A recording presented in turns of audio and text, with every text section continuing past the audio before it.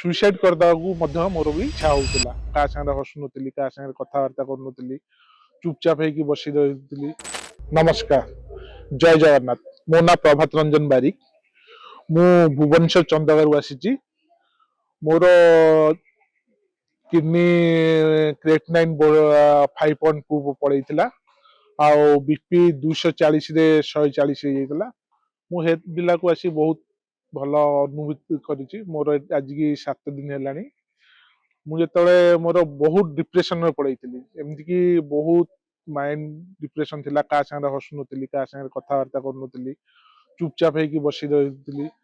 Suicide କରିଦେବାକୁ ମଧ୍ୟ ମୋର ବି ଇଚ୍ଛା ହଉଥିଲା, ଯେତିକି ଡିପ୍ରେସନ। କିନ୍ତୁ ଏଠି ଆସିଲା ପରେ ବହୁତ ଫାଇଦା ପାଇଛି।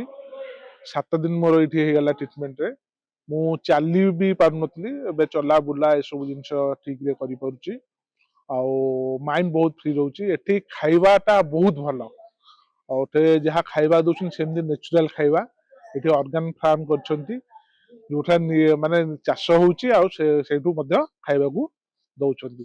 ଯୋଉଟା କି ବାହାରର ଆମର ଯୋଉ ଜିନିଷ ମିଶୁଛି, ସାର ଏସବୁ ଜିନିଷ ମିଶୁଥିବା ଜିନିଷ ମଧ୍ୟ ଦଉନାହାନ୍ତି। ଆଉ ବହୁତ ଭଲ ରହୁଛି। ଆଉ ଏଠି ସମସ୍ତ ବି ବହୁତ ଭଲ, ବହୁତ କୋଅପରେଟ କରୁଛନ୍ତି। ରାତି ଅଧରେ ବି ଫୋନ କଲେ କି ଯେକୌଣସି ଏମର୍ଜେନ୍ସି କଲେ ବି ଇଏ କରୁଛନ୍ତି। ଡକ୍ଟର ମିଲନ ଯିଏ ଅଛନ୍ତି ସିଏ ବି ବହୁତ ଭଲ, ଏମାନେ ବି ବହୁତ ଇଏ କରୁଛନ୍ତି, ବହୁତ ହେଲ୍ପଫୁଲ। ଆଉ ଏଠି ଏ ବିଷୟରେ କହିବା, ଏଠି ସ୍ୱର୍ଗ ପରି ଲାଗୁଛି। ଏଠି ଆସିଲା ପରେ ଏଠି ଆପଣଙ୍କୁ ସ୍ୱର୍ଗ ପରି ଲାଗିବ। କାହିଁକି ନା ଯୋଉ ଭଳିଆ ପରିବେଶ, ପ୍ରାକୃତିକ ଚିକିତ୍ସା ଏଭଳିଆ ପରିବେଶ ଆପଣ ପାଇବେନି। ଏତିକି କହୁଛୁ। ଏଠିକି ସମସ୍ତେ ଆସନ୍ତୁ, ନିଜର ଟ୍ରିଟମେଣ୍ଟ କରନ୍ତୁ। ଏଲୋପାଥି ଉପରେ ଟିକେ କମ ଭରସା କରନ୍ତୁ, ଟିକେ ନେଚୁରୋପାଥି ଉପରେ ଟିକେ ଧ୍ୟାନ ଦିଅନ୍ତୁ। ଏଠାରେ ଯୋଗ ଏସବୁ ଜିନିଷ ଶିଖା ଯାଉଛି।